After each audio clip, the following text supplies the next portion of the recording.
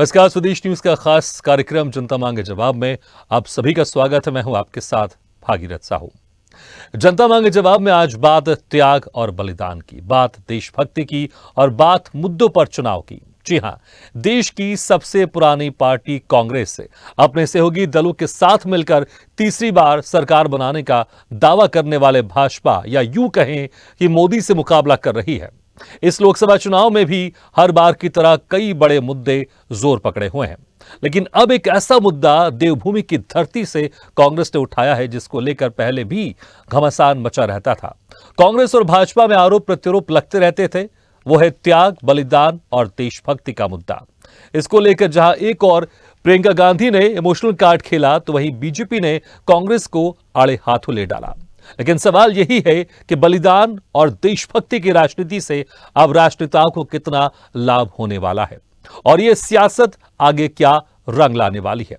जनता मांगे जवाब में इसी मुद्दे पर करेंगे चर्चा, लेकिन पहले ये रिपोर्ट देख लेते हैं।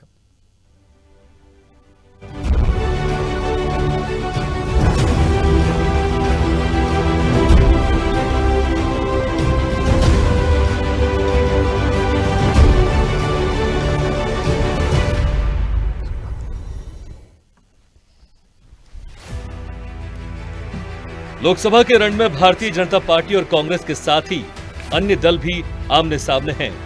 खास तौर पर बीजेपी और कांग्रेस के दिग्गज नेता एक दूसरे के निशाने पर हैं। जंग 70 साल बनाम 10 साल के कामों को लेकर है। तो वहीं एक बार फिर कांग्रेस ने बलिदान और देशभक्ति का मुद्दा चुनावी रण में उछाल दिया है। कांग्रेस महासचिव प्रियंका गांधी वाड्रा ने उत्तराखंड की एक जनसभा में मोदी सरकार को जमकर आड़े हाथों लिया।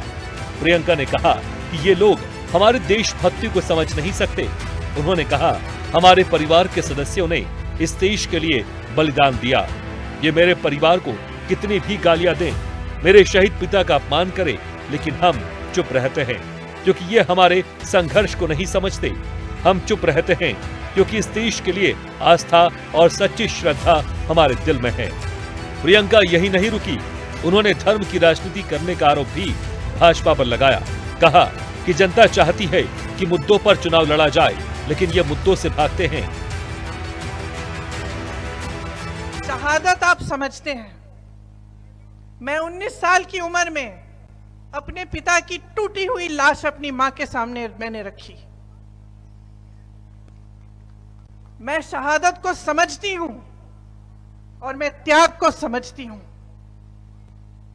कितनी भी गालियां दें ये मेरे परिवार को, उस पिता के लाश की अगर ये अपमान करें,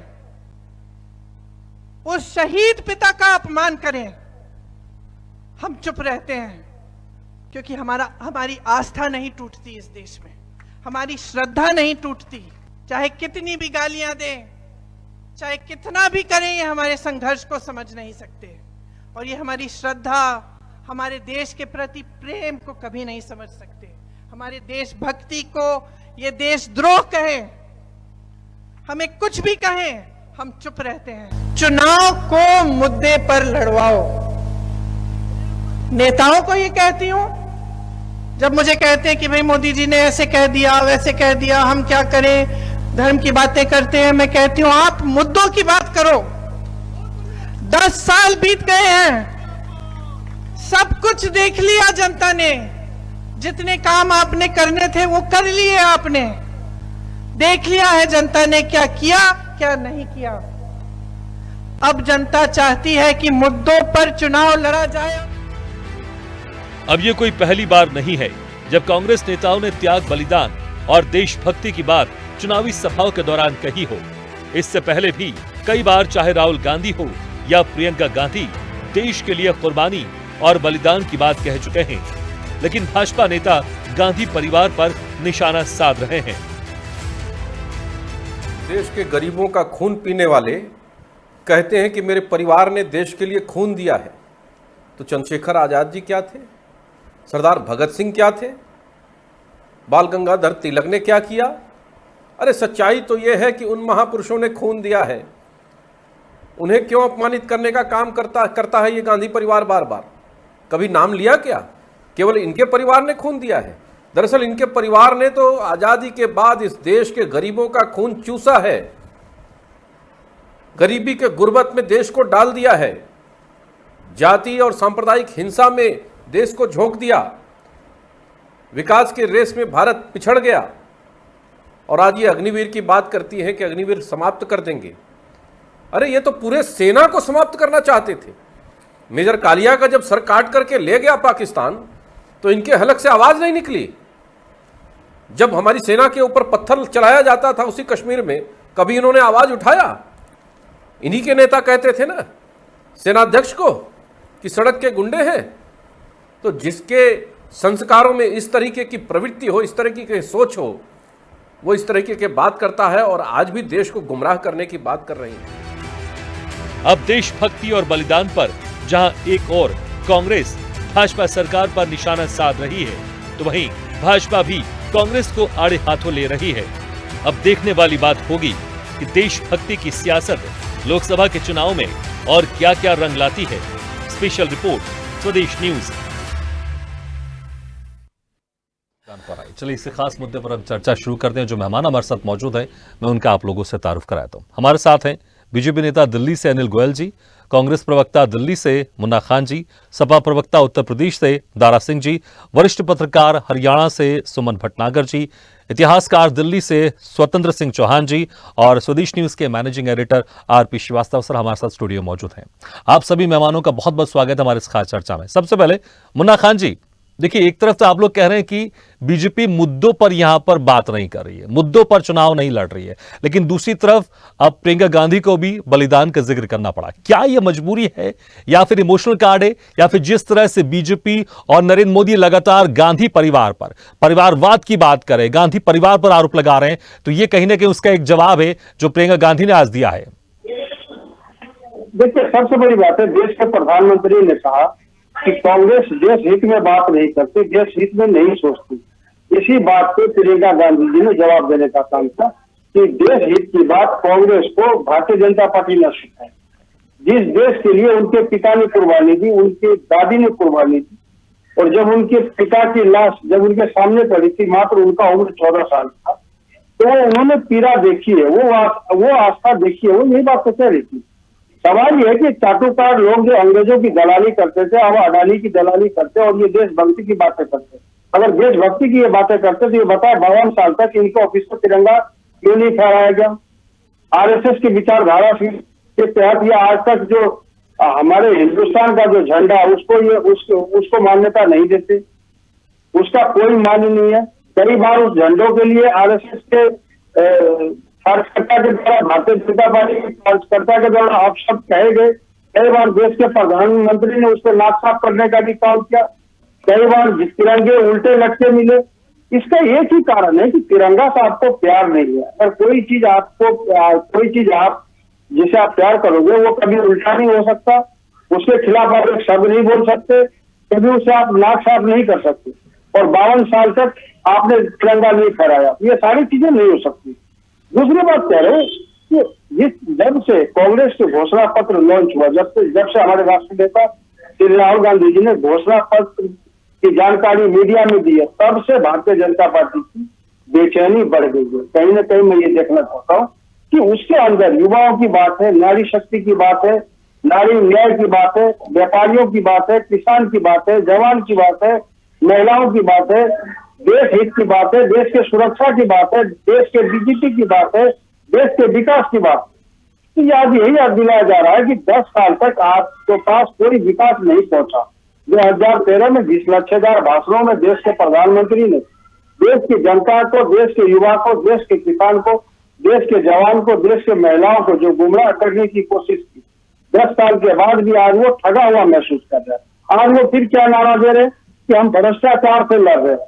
अरे बहुत अच्छी बात है, भ्रष्टाचार से लड़िए, लेकिन आप भ्रष्टाचार से लड़ कर आप तो सारे भ्रष्टाचारी को भारतीय जनता पार्टी में बुला रहे। जितने नायक और खलनायक के सभी के सभी भारतीय जनता पार्टी में चले गए, चाहे शुभेंदु अधिकारी हो, नारायण राणे हो, अजित पवार हो, रेवंत रेड्डी हो, हेमंत बी शर्मा हो, विकास सेंगर हो, जितने सभी के सभी चले गए। तो मैं ये पूछना चाहता हूँ कि आप भ्रष्टाचार से लड़ने की बात करते हो और शहडोल विधानसभा में देश के प्रधानमंत्री ने कहा, मित्रों 70,000 करोड़ का घोटाला एनसीपी अध्यक्ष शरद पवार ने और उसके भतीजे अजीत पवार ने करने का काम किया, और 12 घंटे नहीं जीतते उसी अजीत पवार को आप गले से लगा करके उसी महाराष्ट्र के उप मुख्यमंत्री बना देते, जहां पे आप 70,000 करोड़ का घोटाला उसको लांछन लगाते। शुभेंदु अधिकारी के लिए देश के गृह मंत्री ने बुकलेट छपवाया, वीडियो बनवाई और सरेआम पूरे हिंदुस्तान में से फैलाया गया, और क्या हुआ, आज वो उत्तर का प्रधानमंत्री बना हुआ है। उत्तर भारत के प्रधानमंत्री कहे जाते हैं हेमंत बिस्वा शर्मा, जिसके अंदर 56,000 करोड़ का घोटाले का आरोप है। ठीक है, ये सारी जो आप मुद्दे की बात कर रहे हैं, लेकिन इस मुद्दे के बीच में अब आप लोग की तरफ से बलिदान का भी जिक्र किया जा रहा है। ठीक है अनिल गोयल जी, बलिदान का जब जिक्र किया जा रहा है, प्रियंका गांधी कह रही कि आप लोग मुद्दे की बात नहीं करते हैं, लेकिन उनकी तरफ से बलिदान का जिक्र किया जा रहा है, क्योंकि शायद मजबूरी होगी, क्योंकि लगातार आप गांधी परिवार पर आरोप लगाते रहे हैं, आप परिवारवाद पर आरोप लगाते रहे हैं, और आप जिस तरह से कह रहे हैं कि सिर्फ गांधी परिवार ने बलिदान नहीं दिया, लेकिन वो गांधी परिवार, नेहरू परिवार जो स्वतंत्रता आंदोलन में शामिल भी था, जिनके पीछे करोड़ों लोग चले जाते थे, अगर आप उनके ऊपर इस तरह का आरोप लगाएंगे तो कहीं ना कहीं जो उनके पुत्र हैं या फिर उनके पुत्र के पुत्रियां हैं वो इस तरह के जिक्र तो करेंगे ना, क्योंकि आप लगातार उस परिवार पर आरोप लगा रहे हैं जिस परिवार को लेकर अक्सर जो उनके समर्थक हैं या जो भी भारत देश, इसमें कोई दो राय नहीं है, वो स्वतंत्रता आंदोलन में शामिल थे, लेकिन उनके बारे में जिस तरह से आप लोग का बयान देते हैं, कहीं ना कहीं वो उसका उल्टा असर नहीं हो जाए आप लोग के लिए। साहू जी मुझे एक बात बताओ, अभी ये कांग्रेस वाले जो कहते थे कि हम अंग्रेजों के पिछलग्गू हैं, कांग्रेस पार्टी अंग्रेजों ने बनाई है, मुन्ना भाई को पता ही नहीं है। नहीं तो ये इतिहास में जाकर के देखें कि जिन्होंने अंग्रेजों ने ही कांग्रेस पार्टी को बनाया है। एक बात, जिसलिए उनकी चापलूसी करना, चमचारी करना वो कांग्रेस के डीएनए में है, हमारे डीएनए में नहीं है। पहली बात तो मैं ये स्पष्ट है। दूसरा, बलिदान हम कहेंगे सुभाष चंद्र बोस का, बलिदान कहेंगे चंद्रशेखर आजाद का। इनका क्या, इन्होंने तो सत्ता पाने के लिए जो कुछ करा, सत्ता पाने के लिए करा है, और जब से लेकर लगातार आज तक पीढ़ी दर पीढ़ी सत्ता पर काबिज हैं, और आज भ्रष्टाचार के आरोप में राहुल गांधी और सोनिया गांधी दोनों जमानत पर बाहर हैं। इससे ज्यादा दुखद स्थिति कोई नहीं हो सकती। अभी मुन्ना भाई कह रहे थे कि ये भ्रष्टाचारी, यानी वो जो सब भ्रष्टाचारी कांग्रेस के अंदर थे। लेकिन अनिल जी, जिस तरह से राजीव गांधी जी का, इंदिरा गांधी जी का असैसिनेशन किया गया, आप उसको बलिदान नहीं मानते हैं क्या? नहीं, मुझे साहू जी एक बात बताएं, सत्ता प्राप्ति के लिए, सत्ता पर काबिज होने के लिए एक में हमें सत्ता पर काबिज होना है। इसमें बलिदान कहाँ की बात हो गई? बलिदान होता है कि देश के लिए बलिदान कर दिया, जैसे चंद्रशेखर आजाद, सुभाष चंद्र बोस, वीर सावरकर, ऐसे बहुत से स्वतंत्रता सेनानी जिन्होंने बलिदान करा है, उनके बलिदान को बलिदान मान सकते हैं। ये तो सत्ता भोगने के लिए, सत्ता प्राप्ति के लिए समझौते करे इन्होंने, और समझौते कर करके बलिदान का इन्होंने अपना टोला पहना कर दिखाने की कोशिश करी, हमने बलिदान करा है। बलिदान इन्होंने किस चीज का बलिदान करते? सत्ता का बलिदान करो ना। सत्ता की मलाई खाने को बलिदान कैसे कहेंगे? और एक बात और मैं बड़ा स्पष्ट कहना चाहता हूं कि इनकी भाषा आज चीन से क्यों मिलती है, इनकी भाषा पाकिस्तान से क्यों मिलती है? अगर देश के ऊपर कोई बात आती है तो चीन के दूतावास से जाकर के चुप गुपचुप समझौता करते हैं, बातचीत करते हैं। और चीन से इनका, अभी इनकी पार्टी का चीन की पार्टी से आज ही MOU हुआ है, उसके बारे में कुछ नहीं बोलना चाहते। तो निश्चित तौर पर कांग्रेस सोच हुए खा के बिल्ली हज को चली। इन्होंने कभी देश के बारे में नहीं सोचा, इन्होंने हमेशा सोचा परिवार के बारे में। पीढ़ी दर पीढ़ी जो है हमारी राजशाही चलती रहे, हम सरकार में बने रहे, हम प्रधानमंत्री बनना चाहें। मैं मुन्ना खान से पूछना चाहता हूं, उनका प्रधानमंत्री उम्मीदवार कौन है? राहुल गांधी के अलावा दूसरा नाम ये ले दें। यानी ये जो आदमी अपने परिवार के लिए काम करना चाहेगा तो उसका इलाज किसी पास ही नहीं है। दूसरा, मैं एक बात करूंगा, आज ये चुनाव के अंदर मुद्दों की बात नहीं कर रहे हैं, चुनाव के अंदर नवरात्रों के में मछली का वीडियो वायरल कर रहे हैं, मछली खाने का, जो इनके गठबंधन में शामिल है। तो ये चुनाव मुद्दों पर नहीं लड़ रहे हैं, चुनाव पर मछली को टीवी पर मछली का वीडियो वायरल करके उस पर चुनाव लड़ना चाहते हैं। लेकिन आप लोग भी तो इसी की बात कर रहे हैं ना, आप लोग भी मुद्दे की बात ना करके जो वीडियो दिखाया जा रहा है आप उसकी बात कर रहे हैं आप लोग भी। नहीं, हम तो ये करेंगे, आप नवरात्रों के अंदर हिंदुओं की भावनाओं पर ठेस क्यों पहुंचाना चाहते हो? आप कुछ भी खाओ, कोई पाबंदी नहीं है, कुछ भी खा सकते हो, कोई दिक्कत नहीं है, लेकिन अपने घर में चुपचाप खा लो। आप खाना नवरात्रों पर वीडियो वायरल करना, इसका मतलब आप हिंदुओं की भावना को ठेस पहुंचाना चाहते हो। आपकी भावना क्या करिए? आपके उसके और वो आपके गठबंधन में शामिल है, भ्रष्टाचार के अंदर लिप्त है लालू प्रसाद यादव, जिनको इन्होंने जेल में भेजा, और आज वो इनके गठबंधन में शामिल है। तो मेरा कहने मतलब ये है कि परिवारवाद की बात देखो तो अखिलेश यादव मतलब मुलायम सिंह यादव परिवार चाहेगा कि अखिलेश यादव सीएम बने, लालू प्रसाद चाहेंगे तेजस्वी यादव सीएम बने।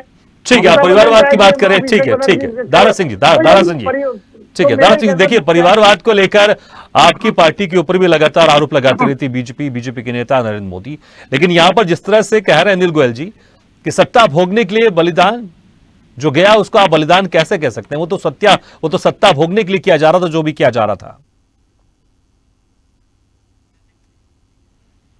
दारा सिंह जी, आपको आवाज आ रही मेरी? चलिए, लगता है हमारी आवाज उन तक नहीं पहुंच पा रही। सुमन भटनागर जी, आप मुझे सुन पा रहे हैं? सुमन जी, आप मुझे सुन पा रहे हैं? सुमन जी, आपकी आवाज नहीं पहुंच पा रही हमारे तक। आप मुझे सुन पा रहे हैं?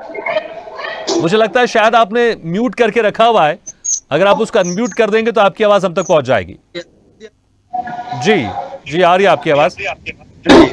हाँ सुमन जी, देखिए बलिदान की यहां पर बात हो रही है, लेकिन जिस तरह से देखिए बीजेपी अपने बलिदान की जिक्र करती है, कांग्रेस की तरफ से वो अपने बलिदान का जिक्र करते हैं, लेकिन अगर जो भी बलिदान देश के लिए दिया जा रहा है वो तो देश का ही बलिदान है ना, तो फिर ये तुम्हारा बलिदान, ये हमारा बलिदान क्यों हो रहा है? वैसे मुझे बड़ी हैरानी हुई कि अनिल गोयल जी इंदिरा गांधी और राजीव गांधी की जो आतंकवादी माहौल में हत्या हुई है उसको बलिदान नहीं मान रहे हैं। अगर वही बलिदान नहीं है तो गांधी जी की जो हत्या हुई तो वही बलिदान नहीं है इनके हिसाब से। मैं समझता हूँ आज उत्तराखंड में जवाबदेही जो है वो भाजपा की है। वहां पर भाजपा पिछले 10 सालों से लोकसभा की 10 की 5 की 5 सीटें उनको मिल रही हैं। 2 चुनाव हो गए, 14 में भी 19 में भी, विधानसभा में भी 17 में और 22 में उनकी सरकार चल रही है। वहां पर आज भाजपा इस बात का जवाब दे वहां पर कि भाई आपने लोगों के लिए क्या किया। आज प्रियंका ने बड़े अच्छे मुद्दे वहां पर उठाए हैं। किसानों का मुद्दा उठाया उन्होंने, एमएसपी मुद्दा उठाया उन्होंने, महिला पहलवानों का मुद्दा उठाया उन्होंने, और बेरोजगारी का मुद्दा उठाया उन्होंने।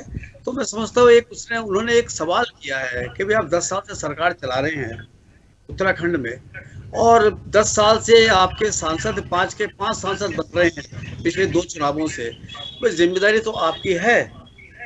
तो अब इसमें क्या जवाब देगा भाजपा के लोग, ये भी देखा जाना है। लेकिन इतना जरूर है कि आज प्रियंका के रैली के बाद उत्तराखंड में एक बार चुनावी माहौल गर्मा गया है। अभी हमारे कांग्रेस के जो मुन्ना खत्री जी हैं, उन्होंने भी अपना सारा मसला उठाया।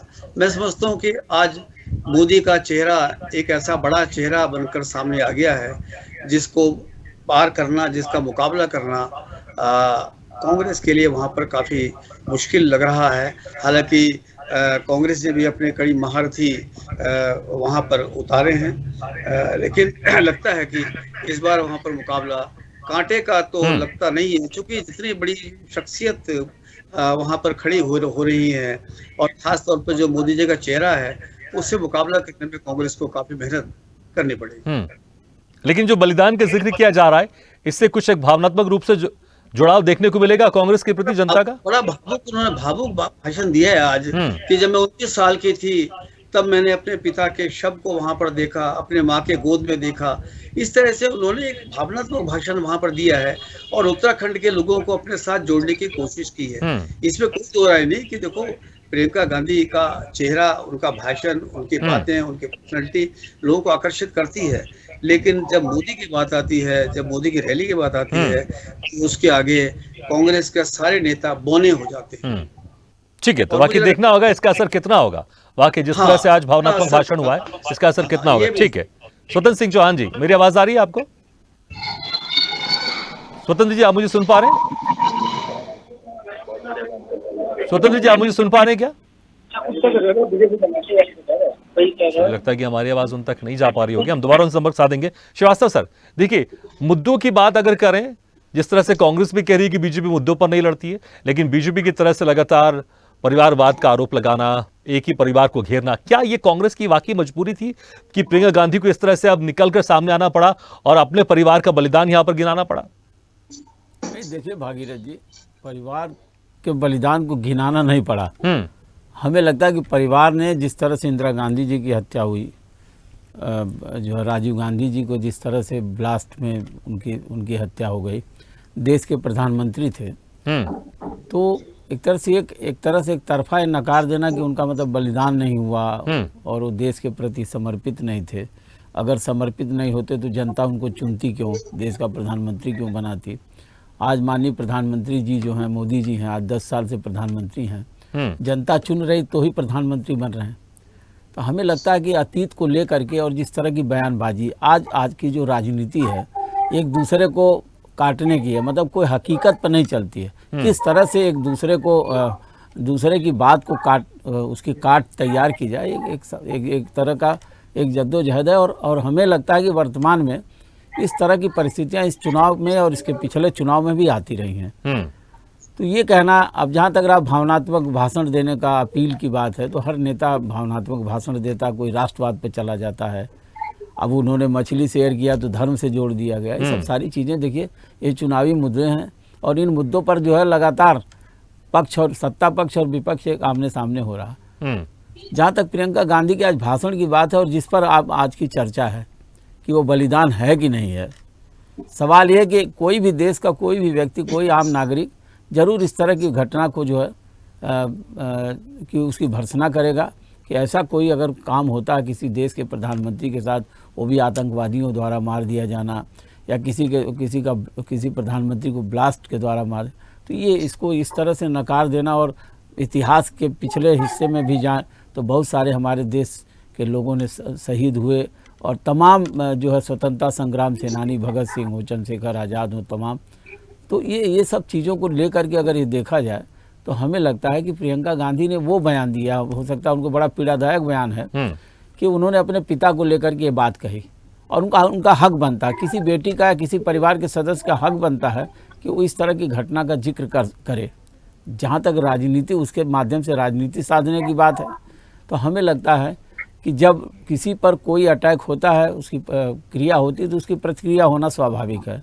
और आज का भाषण लगभग प्रियंका गांधी का ही था। हमें नहीं लगता कि कोई ऐसे भाषण में अब तक जो होते रहे हैं जिसमें कोई बड़ा विवादास्पद बयान उनका आया हो, विवादास्पद बात हुई हो, मुद्दों पर बात की और फिर अपने परिवार पर आ गए। तो एक तरह से ये कहा जा सकता है कि हमें सिर्फ मुद्दे पर अभी कोई दल चुनाव पर आ नहीं रहा है। हमें लगता है कि जो दल हैं वर्तमान में, जो देश में जो कहीं कोई परेशानी है, कोई कठिनाइयाँ हैं, कहीं कोई चीज़ों की कमी है, उस पर चर्चा जरूर होनी चाहिए। लेकिन ये चुनाव पिछले चुनाव की तरह से इस बार जो है भावनात्मक चुनाव हो सकता है, मुद्दों से भटका हुआ चुनाव हो सकता है और एक दूसरे के आरोप प्रत्यारोप का चुनाव हो सकता है। बिल्कुल, और इसका असर क्या होगा देखना होगा। लेकिन अनिल गोयल जी, देखिए, आप कांग्रेस के कार्यकर्ताओं को, कांग्रेस के नेताओं को आप स्वीकार कर रहे हैं। आप कांग्रेस के जो बड़े बड़े नेता थे, सरदार वल्लभ भाई पटेल, उनकी आपने बड़ी स्टैच्यू ऑफ लिबर्टी आपने वहां पर बनाई है, बहुत बड़ी एक प्रतिमूर्ति वहां पर बनाई है। लेकिन आखिर क्यों कांग्रेस के जो गांधी नेहरू परिवार के जो बलिदान है, आप उनको स्वीकार क्यों नहीं करते हैं? कोई ये प्रधानमंत्री रहते हुए अगर उग्रवादी आतंकवादियों के द्वारा उनका असैसिनेशन किया जाता है तो बलिदान तो है ना वो। जब कांग्रेस के कार्यकर्ताओं को, कांग्रेस के नेताओं को आप स्वीकार कर लेते हैं, तो आप इस बलिदान को क्यों नहीं स्वीकार करते?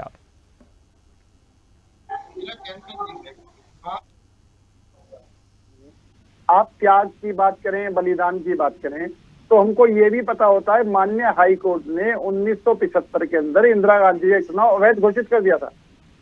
लेकिन इंदिरा गांधी जी ने त्याग की भावना होती तो उस टाइम रिजाइन दे करके बाहर आ जाती। लेकिन त्याग नहीं था, सत्ता लोलुपता थी। सत्ता लोलुपता थी, रात रात में इमरजेंसी लगा करके लालू प्रसाद यादव, मुलायम सिंह यादव जैसे नेताओं को, सारे विपक्षी दलों को उन्होंने जेल में डाल दिया था। तो ये त्याग है या सत्ता से चिपकना है? अब आगे आज के दिन इंडी गठबंधन जो चुनाव लड़ रहा है, अनिल जी, आप उनके फैसलों पर आप विरोध कर सकते हैं, लेकिन अगर कोई प्रधानमंत्री पद में रहते हुए उग्रवादी आतंकवादियों द्वारा उनका असैसिनेशन कर दिया जाता है तो ये तो बलिदान है ही ना, स्वीकार तो करना चाहिए ना।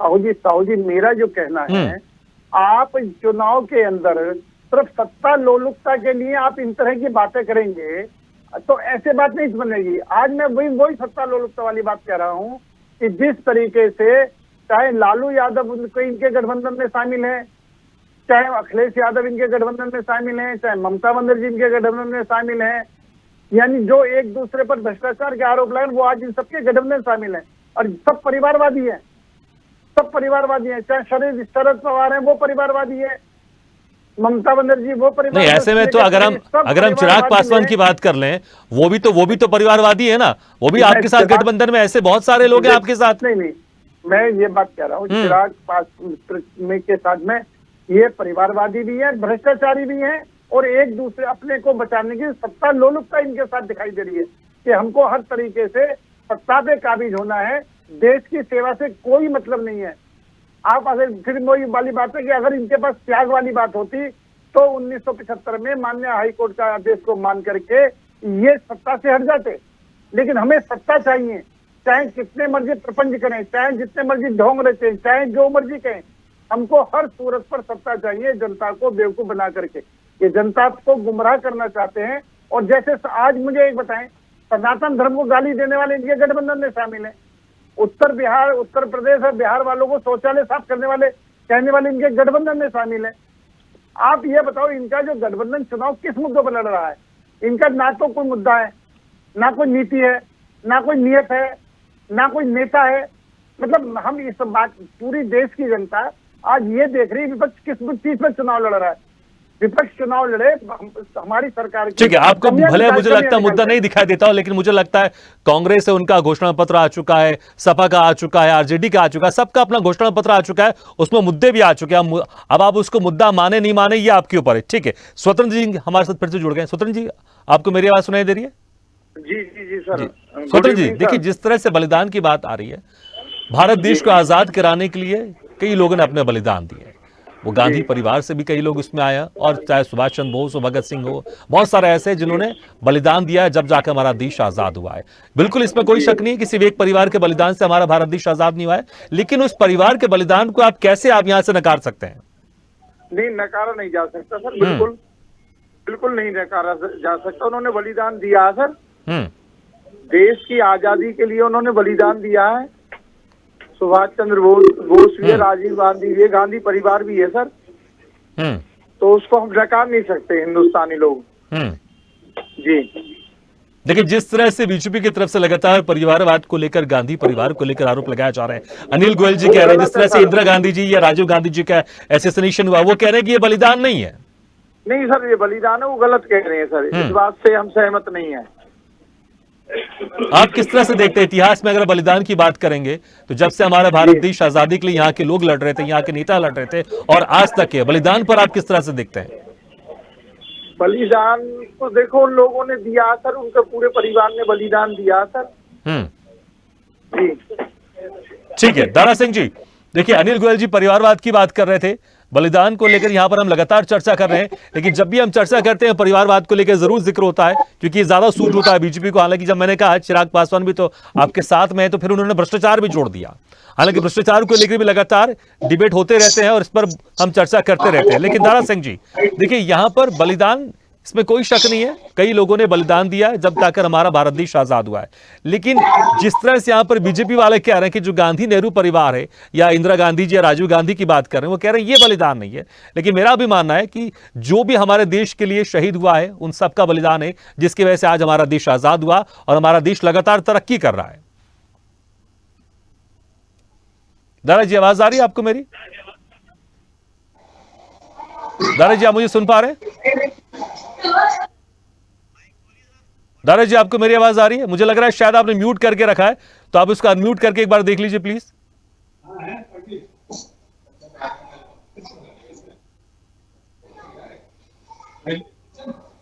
दारा जी, आवाज आ रही है आपको मेरी? नहीं, आप उसका अनम्यूट कर लीजिए, मैं दोबारा आपके पास आऊंगा। मुन्ना खान जी, देखिए जिस तरह से, क्योंकि लगातार आपकी तरफ से भी कुछ पर्सनल अटैक जरूर होते हैं और उसके बाद फिर लगातार, क्योंकि बीजेपी को बड़ा अच्छा सूट होता है, वो सीधे गांधी परिवार पर सीधे आरोप लगा देते हैं यहां पर। लेकिन जिस तरह से बलिदान की बात की जा रही है, आप लोग की तरफ से, बीजेपी की तरफ से यह आरोप लगाया जाता है कि सिर्फ आप एक ही परिवार के बलिदान की बात करते हैं आप, लेकिन इस देश को आजाद कराने के लिए कई लोगों ने, कई बड़े देशभक्तों ने, कई बड़े लोगों ने, या कई बड़े नेताओं ने, कई बड़े देशभक्तों ने बलिदान दिया। आप उन सबके बलिदान की बात नहीं करते हैं, सिर्फ फोकस एक ही परिवार के बलिदान की बात करते हैं। देखिए, बिल्कुल सरल तरीके से समझने की जरूरत है। हम बलिदान की बात इसीलिए कर रहे हैं। एक 25 साल का युवक 82 साल के एक बूढ़े बुजुर्ग महात्मा गांधी से 3 गोलियां डाले, गांधी नहीं कहे, इसे हम बुजदिली कहें। अच्छा, गांधी होती किसी अंग्रेज को गोली मारता, महात्मा गांधी को गोली मारने की क्या जरूरत? जो देश के परम पिता थे उसको गोली मारी गई। ये बुजदिल लोग हैं, डरपोक लोग हैं। ये अंग्रेजों के चाटुकार थे, अभी अडानी के चाटुकार है। इनसे क्या बहस कर रहे?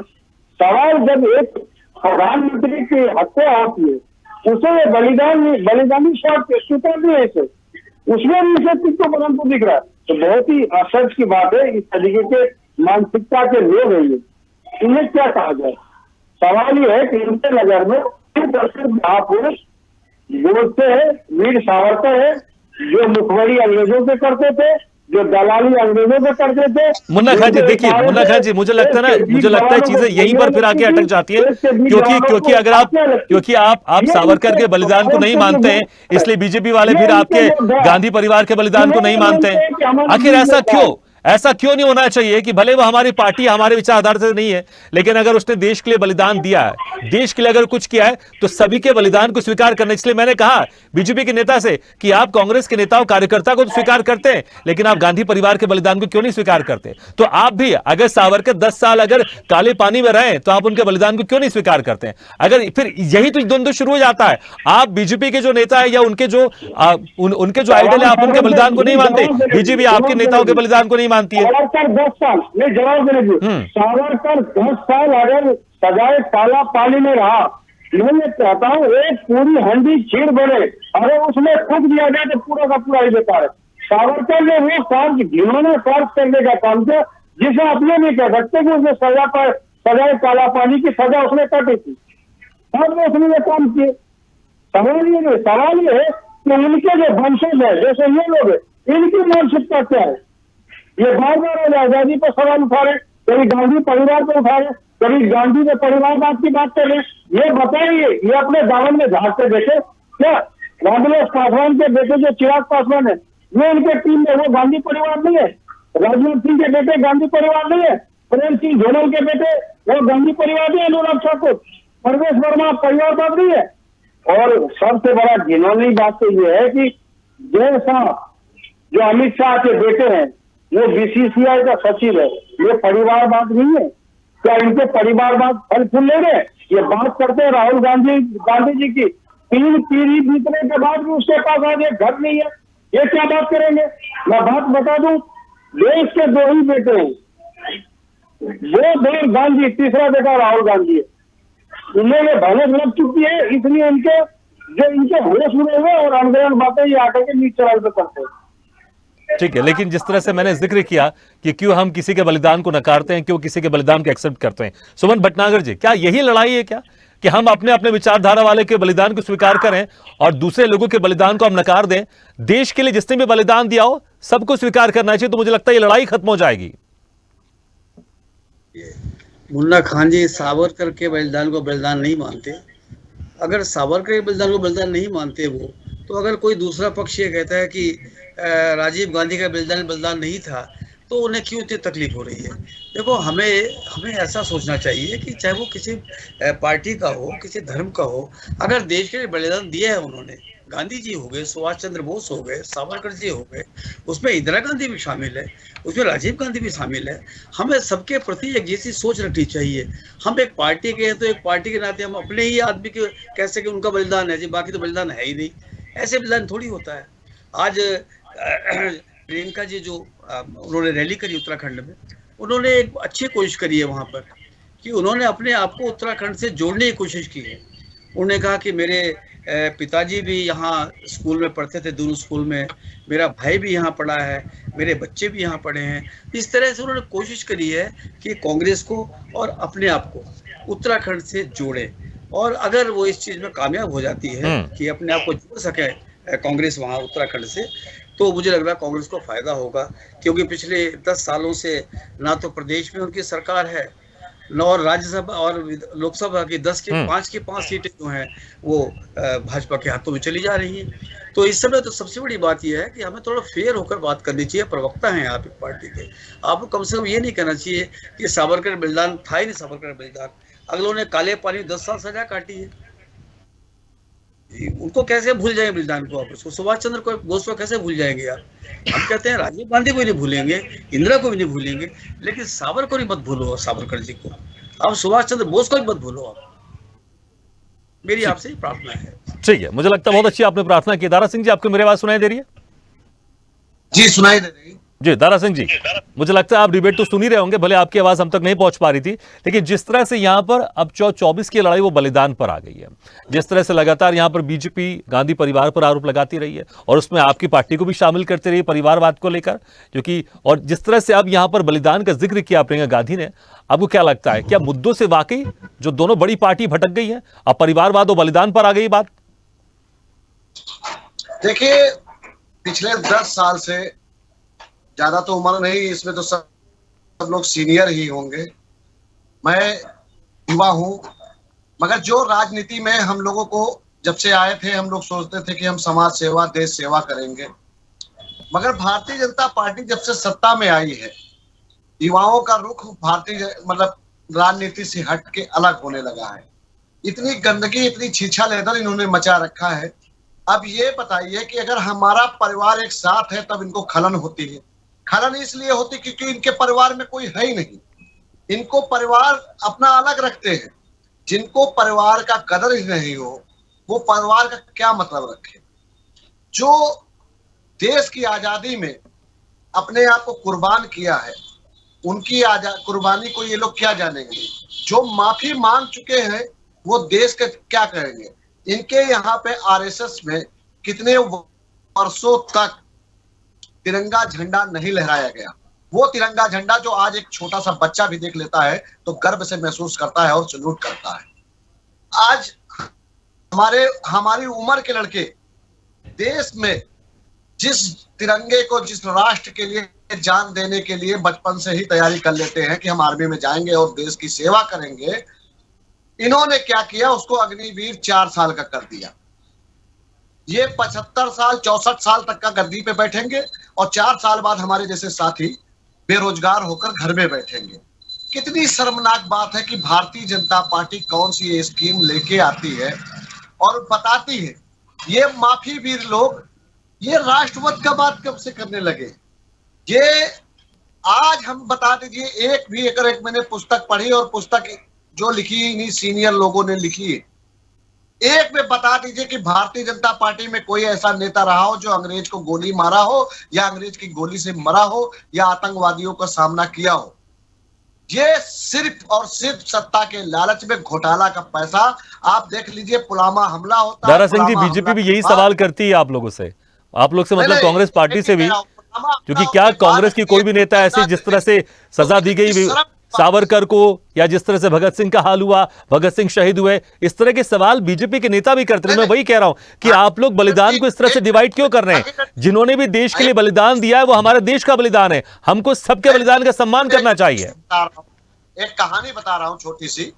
पहले हमें सुनाया जाता था कि पड़ोसी जो होता है वो चाहता है कि पड़ोसी का बच्चा भगत सिंह बने, वो अपने बच्चे को नहीं बनाना चाहता है। तो ये जो अपने बच्चे को नहीं बनाना चाहता वो भारतीय जनता पार्टी है। ये चाहती है जब देश संकट में आए तो पड़ोसी का बच्चा लड़े, सिर्फ ये मलाई खाएं। और ये हमें बता देना, हम तो यही पूछ रहा हूं कि भारतीय जनता पार्टी से मैं पिछले 3 हफ्ते से पूछ रहा हूं कि आप बता दीजिए कि भारतीय जनता पार्टी हम युवाओं को क्या दे के जा रही? कौन सा 10 साल में ऐसा संदेश प्रधानमंत्री जी दिए जिससे हम लोगों के अंदर देशभक्ति का जज्बा आ जाए, जोश आ जाए? बताइए। ये मिट्टी में मिला देंगे। ये कर देंगे, वो कर देंगे। न्यायालय के अंदर गोली चल जाती है, सड़क पे गोली चल जाती है, इनके क्या कहते हैं राष्ट्रीय अध्यक्ष की गाड़ी चोरी हो जाती है, वो मिल जाती है, मगर एक गरीब बच्चे के परिवार के बच्चे। ठीक है, मुझे लगता है ये सारे मुद्दे को लेकर बिल्कुल बहसबाजी होनी चाहिए, लेकिन जब बलिदान की बात है तो मुझे लगता है हमें सबके बलिदान को स्वीकार करना चाहिए। स्वतंत्र सिंह जी, देखिए बलिदान, जैसे मैंने उस वक्त आपसे पहले ही कहा था कि कई लोगों ने बलिदान दिया हमारे इस देश को आजाद करने के लिए। उसमें बहुत सारी आम जनता भी थी, कई बड़े नेता भी थे, कई बड़े देशभक्त भी थे, लेकिन सबका बलिदान तो इसमें शामिल और स्वीकार करना चाहिए ना। हमारे विचारधारा वालों के हम बलिदान को स्वीकार करेंगे, लेकिन दूसरे के विचारधारा वालों के बलिदान को हम स्वीकार नहीं करेंगे, फिर यहां पर तो देश का ही नुकसान होता है ना, क्योंकि बलिदान उन सब ने दिया और तब जाकर हमारा देश आजाद हुआ था।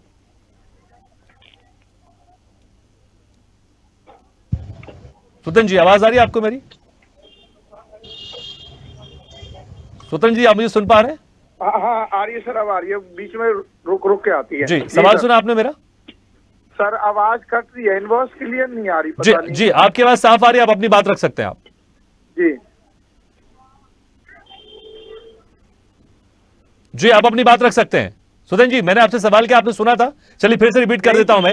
जिस तरह से यहाँ पर बलिदान को लेकर लड़ाई हो रही है, देखिए आजादी के पहले भी कई लोगों ने बलिदान दिया, आजादी के बाद भी कई लोगों ने बलिदान, लेकिन सबके बलिदान को हमको स्वीकार करना चाहिए ना। ये तेरा बलिदान मेरा बलिदान चलेगा तो फिर ये देश का इसमें नुकसान है, और फिर इस तरह की चीजें आएंगी जहां पर मनमुटाव भी सामने आएगा।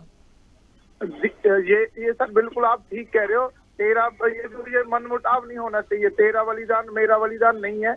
ये इसमें देश पीछे, देश की जो तरक्की है वो नीचे, देश बढ़ने की वजह देश घटेगा इन चीजों से सर। ये तेरा मेरा शब्द नहीं होना चाहिए सर, सबको मिलकर काम करना चाहिए देश के लिए। और बलिदान इन लोगों ने दिया है तो तेरा मेरा तो होना ही नहीं चाहिए सर इसमें। मेरी तो अपनी जो पर्सनल ओपिनियन है ये यही है। ठीक है श्रीवास्तव सर, देखिए एक पक्ष सावरकर के बलिदान को नहीं मानता, दूसरा पक्ष राजीव गांधी, इंदिरा गांधी के बलिदान को नहीं मानता, तो ये लड़ाई क्या इसी चीज से, विचारधारा की लड़ाई आज जो बलिदान पर आ गई है? निश्चित रूप से उसका काउंटर भी आता है। जैसे मान लीजिए आज प्रियंका गांधी का बयान अगर आप देखें तो उसमें न कहीं सावरकर आ रहे हैं न कहीं कोई आ रहा है। उन्होंने सिर्फ और सिर्फ एक ही बात कहा, अपने पिता के बारे में कहा।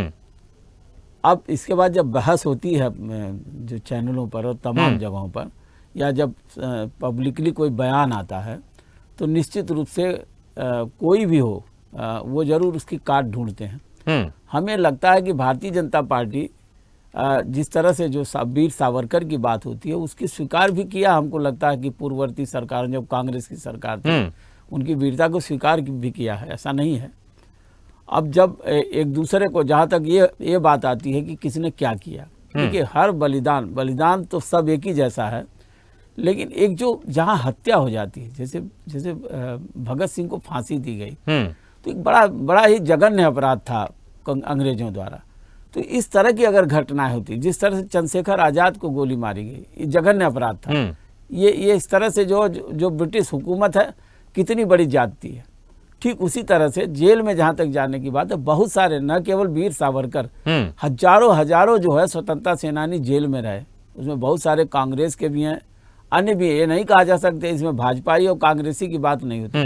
भाजपा तो बाद में बनी है, लेकिन इनके पूर्वज भी तो रहे होंगे वो स्वतंत्रता सेनानी। कौन किसकी गिनती करता, लेकिन देश के हजारों लाखों लोगों ने बलिदान दिया है। किस अर्थ में कि वो जेल गए, अंग्रेजों से लड़े, और ये सारी बातें थी। तो इसको अगर एक तरह से डिवाइड करने वाली बात, एक तरह से नकार, अभी मैं सुन रहा था भाजपा प्रवक्ता बोल रहे थे कि उन्होंने सत्ता लोलुपता के लिए किया। भाई कोई अपनी हत्या सत्ता लोलुपता के लिए तो नहीं कराएगा। अगर इतनी लोलुपता है तो वो और आगे चाहेगा कि और बहुत दिन तक शासन करे। दूसरी सभी बात एक इमरजेंसी की बात है। देखिए इमरजेंसी लागू करने के बाद इंदिरा गांधी उसका खामियाजा भी भुगत, इसी देश की जनता ने उनको उखाड़ फेंका और फिर स्वीकार भी कर लिया।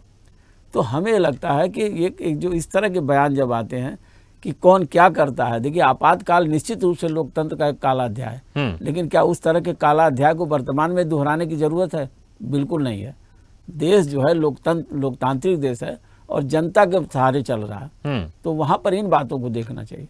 एक पर्टिकुलर भाषण जिसमें हर भाई आदमी की जो अपनी उसकी स्वतंत्रता की अपनी पीड़ा बयान करे।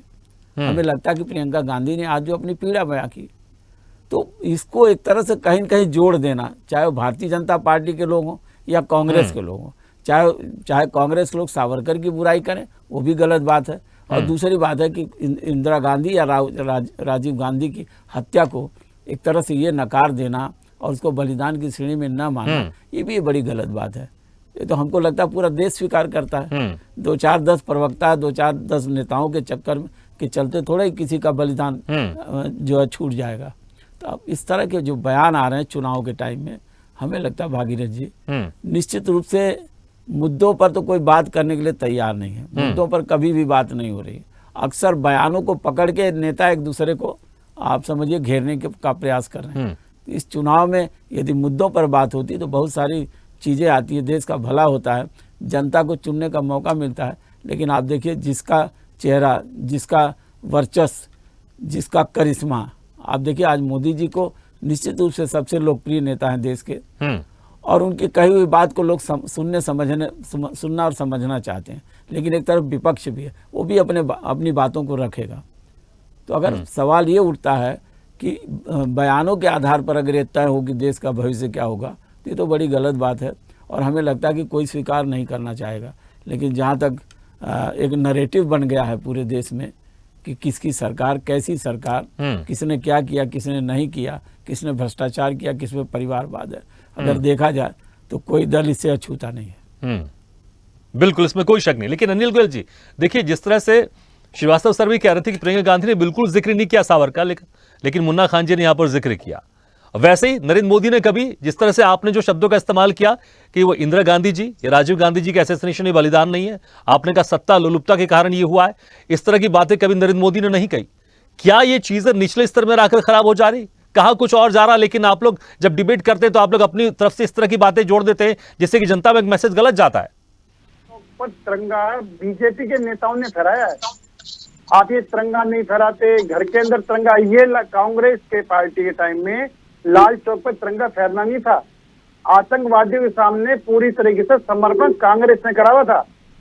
आज कांग्रेस किस मुंह से ये बात कह रही है कि हम तिरंगा झंडा नहीं फहराते थे? तो सिर्फ एक बात तो मेरा बड़ा स्पष्ट है। दूसरे सावरकर जी के बार बार बात कह रहे हैं, उद्धव ठाकरे जी इनके गठबंधन में शामिल है। मेरा कहने मतलब ये कि इनका सिर्फ सत्ता से मतलब है, इनके पास कोई नियम नहीं है इनका कि उद्धव ठाकरे जो कांवर सिंह को मानते हैं और वो इनके गठबंधन में शामिल है। ठीक है अनिल जी, लेकिन सत्ता हथियाने के लिए, सत्ता पाने के लिए इस तरह की बयानबाजी तो नहीं होना चाहिए, जैसे कि आप भी बयानबाजी कर रहे थे, मुन्ना खान जी भी कर रहे थे। मैंने तो हमने तो ये भी कहा कि वीर सावरकर जी के साथ में चंद्रशेखर आजाद का, सुभाष चंद्र बोस का, बाकी स्वतंत्रता नहीं, लेकिन मैं वही कह रहा हूँ ना कि इंदिरा गांधी जी, राजीव गांधी जी, उनका बलिदान भी तो स्वीकार करना चाहिए ना आपको। इस तरह के जो आप स्टेटमेंट दे रहे हैं, वो आपको लगता है वो सही स्टेटमेंट है? वो नहीं, मेरा एक बात और कहना है कि जिस तरीके से ये बात कहते हैं कि हमने, यानी बीजेपी वालों ने कांग्रेस लोग अंग्रेजों की चापलूसी करी है, मैं ये बात पूछना चाहता हूँ कि उस टाइम तो बीजेपी का गठन ही नहीं हुआ था। उस टाइम तो एक कांग्रेस आंदोलन का नाम था, कांग्रेस को राजनीतिक दल नहीं था जी। कांग्रेस स्वतंत्रता सेनानी के आंदोलन के सभी लोगों ने उसमें योगदान दिया है। वहां पर ये कोई बीजेपी, कांग्रेस, जनता दल, ये ऐसा कुछ पार्टियां नहीं थी, पूरे देश ने उसमें काम दिया।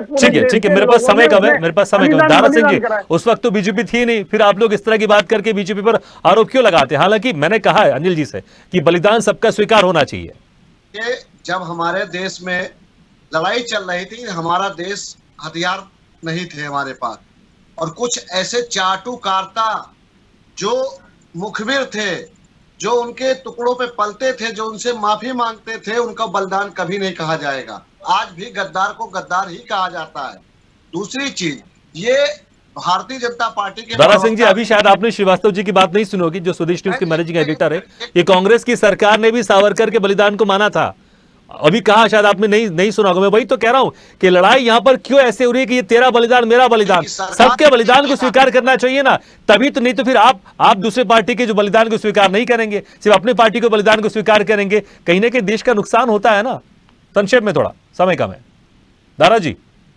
ठीक है, लगता है दारा जी आपकी आवाज नहीं आ पा रही है, समय मेरे पास कम है। सुमन जी के पास जाना चाहूंगा। सुमन जी देखिए, यहां पर भले चुनाव है, सत्ता हथियाने के लिए हर मुद्दे पर बातचीत होती है, लेकिन वो मुद्दे जो कहीं ना कहीं भावनात्मक रूप से हर हिंदुस्तानियों के दिल को छूते हैं, उससे तो कम से कम नेताओं को दूर होना चाहिए ना। ऐसी बातें नहीं करना चाहिए कि किसी को ठेस लगे। साहू जी, आपने बिल्कुल ठीक कहा कि मेरा बलिदान तेरा बलिदान क्या मतलब है।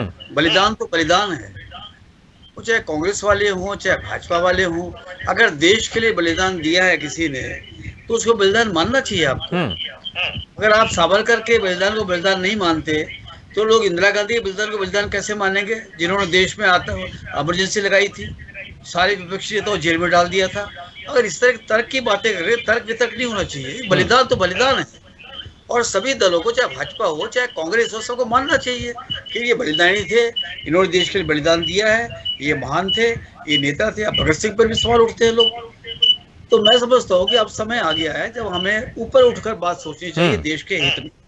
अगर हम ये करते रहेंगे मेरा बलिदान तेरा बलिदान, मेरा नेता तेरा नेता, तो कुछ होने वाला नहीं है देश के अंदर। बिल्कुल श्रीवास्तव सर, देखिए ये लगातार मैं बातचीत तो कर रहा हूं, लेकिन कभी कभी ऐसा होता है कि हम अच्छी चीजों से ज्यादा बुरी चीजों पर ध्यान रखते हैं, इसलिए फिर हम इस तरह के आरोप प्रत्यारोप करना शुरू कर देते हैं और कहीं ना कहीं फिर ये टकराहट देखने को मिलती है। लेकिन चुनाव में क्या आपको लगता है कि इसका असर होगा? जिस तरह की बातें की जा रही हैं दोनों पक्षों की तरफ से, क्या जनता इसको समझ रही होगी कि आखिर ये मुद्दों की बात नहीं कर रहे हैं, बस भटकाने की कोशिश कर रहे हैं? कुछ चुनाव में असर आप इसका देख पा रहे हैं?